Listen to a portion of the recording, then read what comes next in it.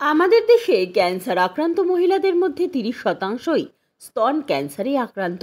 এ বছরে দেশে নতুন করে ব্রেস্ট ক্যান্সারের আক্রান্তের সংখ্যা 2,30,000। এর মধ্যে এ রাজ্যে সংখ্যাটা 15,000-এরও বেশি।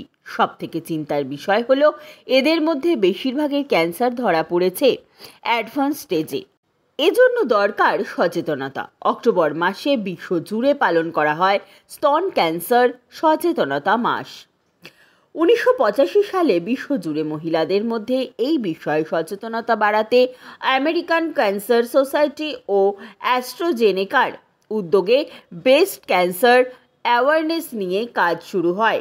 এই বিষয়টিকে মনে রেখে দিশান হাসপাতালে ব্রেস্ট ক্যান্সার স্পেশালিটি ক্লিনিক চালু হলো।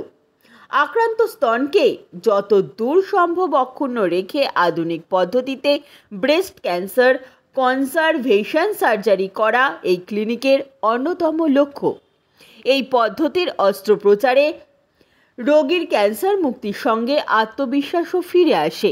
আপাতত প্রতি সোম, বুধ ও শুক্রবারে দিশান হাসপাতালে এই ক্লিনিক চালু থাকবে। এই সাংবাদিক সম্মেলনে উপস্থিত ছিলেন কনসালটেন্ট মেডিকেল অঙ্কোলজিস্ট দিশান হাসপাতাল doctor Shreya Mallick, breast surgery specialist doctor Jyoti Gupta, consultant cancer surgeon doctor Aman Prakash, হাসপাতালের চেয়ারম্যান ও ম্যানেজিং ডিরেক্টর সজল দত্ত সহ অন্যান্যরা। ব্রেস্টের লাম্প মানে চাকার মতো একটা পাথরের মতো লাম্প পাওয়া যাবে, নিপল থেকে ডিসচার্জ হবে, নিপল থেকে ব্লাডি হোয়াইট ডিসচার্জ হতে পারে, ব্রেস্টের শেপ আর সাইজে দেখবেন হঠাৎ করে কোনো চেঞ্জেস আসছে, স্কিনের উপর চেঞ্জেস আসছে, এইগুলো কমনলি সিমটমস। দেখুন 10% of the breast cancers are hereditary and genetic, মানে only 10%, বাকি লাইফস্টাইলের জন্য অনেকটা প্রবলেম। যাদের দীর্ঘদিন ধরে লাম্প রয়েছে ব্রেস্টে, সেক্ষেত্রে তারা ছেড়ে দিকে দেহের মধ্যে মাঝে মাঝে ব্যথা করছে বা সাইবারসিস বা কী ধরনের একটা বলে, সেক্ষেত্রে তারা কী ধরনের পরামর্শ নেবে, কী ধরনের ডাক্তার? না, লাম্প যেদিন কোনো ফিমেলকে লাম্প পাওয়া যাচ্ছে সেদিনই ওনাকে নিজের ডক্টরের কাছে যাওয়া উচিত। ডক্টর দিয়ে টেস্ট করানো উচিত। 3টে test, 3 test can help you detect breast cancer. First হচ্ছে হাত দিয়ে এক্সামিন করা, সেকেন্ড হচ্ছে কোনো ইউএসজি বা ম্যামোগ্রাফি করা, থার্ড হচ্ছে ওইটাকে বায়োপসি করে দেখা। 3 টেস্ট।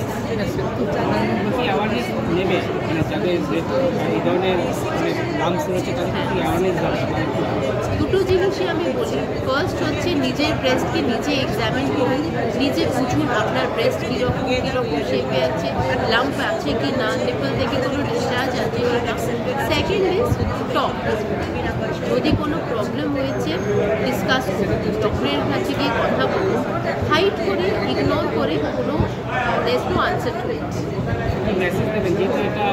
যেটা আপনি বললেন যে মহিলারা অনেক সময় আপনার শাই ফিল করে, লজ্জা কি করে বলবো সমাজের থেকে একটা আলাদা হয়ে যেতে পারে। আমার মেসেজ এটাই যে ব্রেস্ট ক্যান্সার বলে আজ থেকে 10 বছর আগে, 15 বছর আগে ফিমেলরা ভাবতো যে I will go flat on the ECG line. এখন ফিমেলরা কি ভাবছে, I will go flat on my breast. তো ব্রেস্ট ক্যান্সার বলেই যে পুরো ব্রেস্ট রিমুভ করে দিতে হবে, দ্যাট ইজ নট ট্রু।